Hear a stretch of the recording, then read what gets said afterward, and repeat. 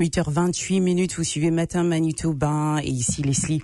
Aujourd'hui, on plonge dans un voyage entre deux mondes, deux cultures, deux façons de voir la vie.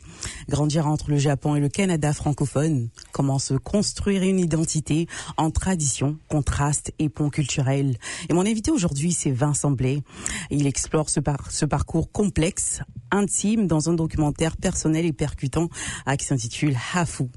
Et à travers son regard, il nous invite à réfléchir à ce que ça veut dire appartenir, à la manière dont on peut se reconstruire quand on est tiraillé entre deux mondes, deux univers. Bonjour Vincent, merci d'être là. Bonjour. Hafu, qu'est-ce que ça veut dire? Hafu, c'est un terme qui est à moitié anglais ou tiré de l'anglais, qui veut dire half, donc la moitié. Et c'est un terme qui a été probablement popularisé, ça fait une dizaine d'années peut-être, évidemment avec la croissance d'individus qui sont hafu, qui sont d'un métissage mixte, dont moitié japonais ou mi-japonais et mi d'une autre culture. Et donc ce terme-là, c'est un terme que les Japonais ont créé, surtout peut-être la société plus jeune, disons, qui ont créé pour pouvoir justement identifier c'était qui était un hafu et qui était un Japonais pur. Donc c'était un terme à la base qui était un peu péjoratif. Ouais. Qu'est-ce qui t'a donné envie de faire ce documentaire-là? Beaucoup de choses. Je pense que ça a été évidemment, depuis un très jeune âge, mon père m'a parlé du concept qui s'appelle Gaiatsu. Donc, Gai, c'est un terme qui veut dire externe et Atsu, ça veut dire pression. Puis, la raison pourquoi mon père m'a parlé de ça, c'est parce que il a souvent mentionné que le Japon ne change que sous pression externe. Et donc, selon moi, j'ai compris que ça allait probablement être les hafu qui allaient pouvoir justement aider à la croissance et au développement du pays. Donc, étant un membre justement hafu, c'était peut-être quelque chose que je m'étais mis comme tâche, comme mission.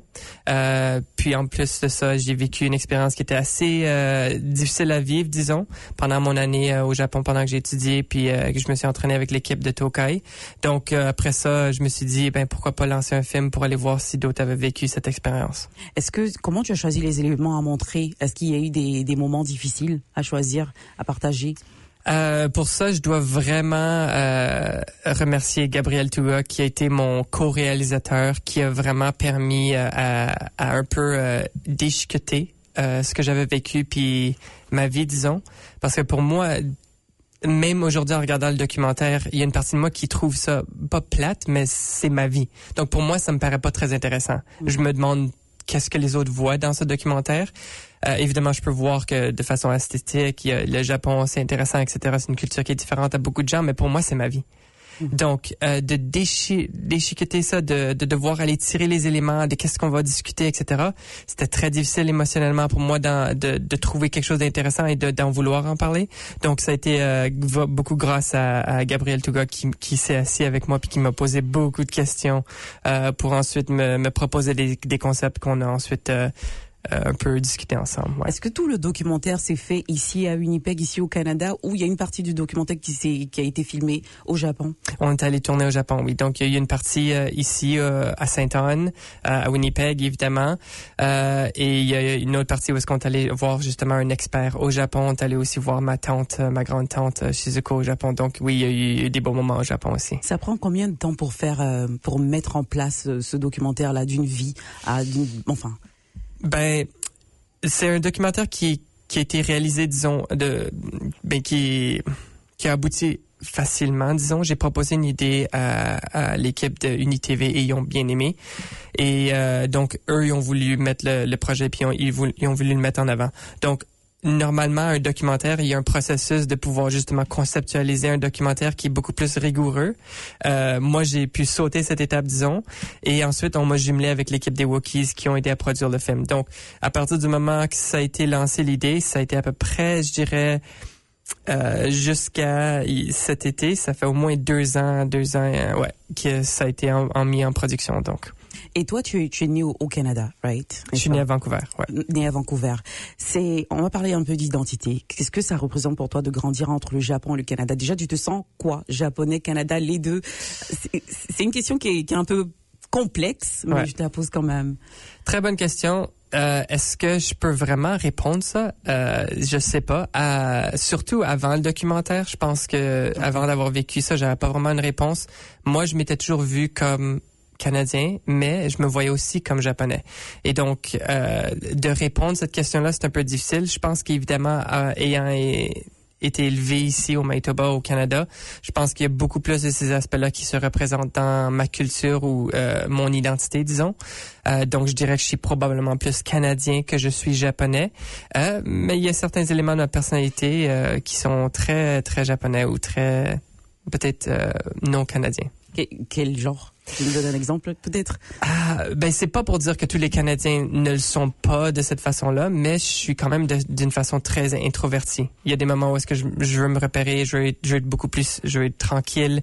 Il y a des moments où est-ce que j'aime être très organisé, puis je dis pas que les Canadiens sont pas organisés, mais disons que il y a un système qui est beaucoup plus rigide au Japon en termes d'organisation, en termes de préparation, tandis que le côté artistique ou canadien, etc., c'est un peu plus free-for-all, pour manquer sans le bon mot en français. Mais bon, disons que j'ai peut-être des moments ou des aspects où est-ce que j'aime ça vraiment être en contrôle. Puis moi, j'associe ça plutôt à mon côté japonais qu'à mon côté canadien, disons. Mm-hmm. Est-ce que tu t'es...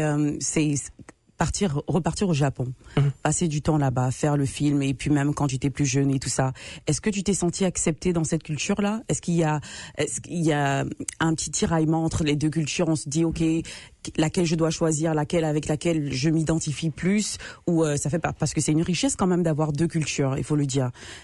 Comment on se ressent? C'était quoi le ressenti quand tu étais au Japon?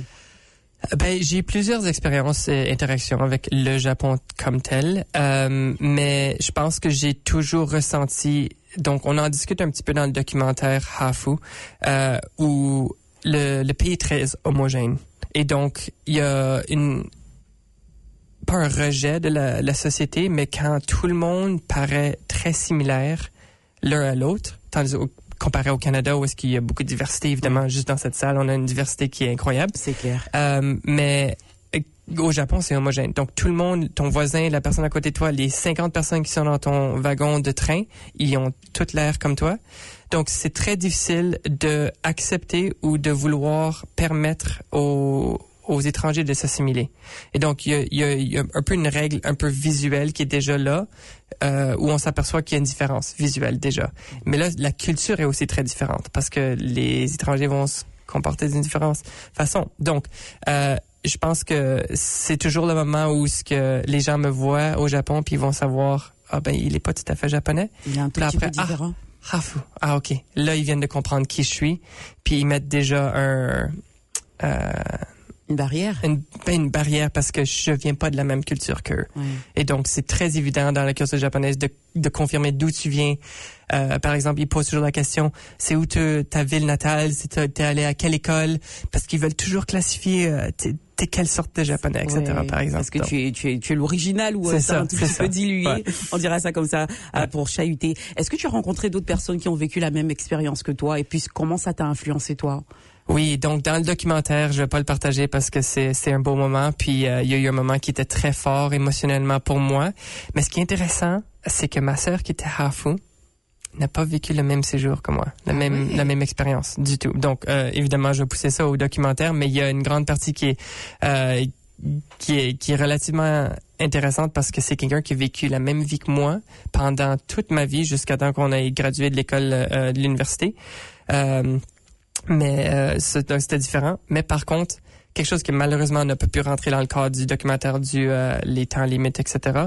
Mais j'ai eu une conversation avec une autre Hafu, Akane, qui vient de Montréal, qui avait vécu un séjour presque identique. J'avais des frissons en train de discuter avec elle parce que elle avait aussi fait du kendo, qui est un sport japonais, très traditionnellement japonais, de façon rigoureuse. Elle avait eu des interactions en voyageant plusieurs fois au Japon et elle voulait tellement être assimilée et être pris comme japonaise, mais le pays ne faisait que la rejeter.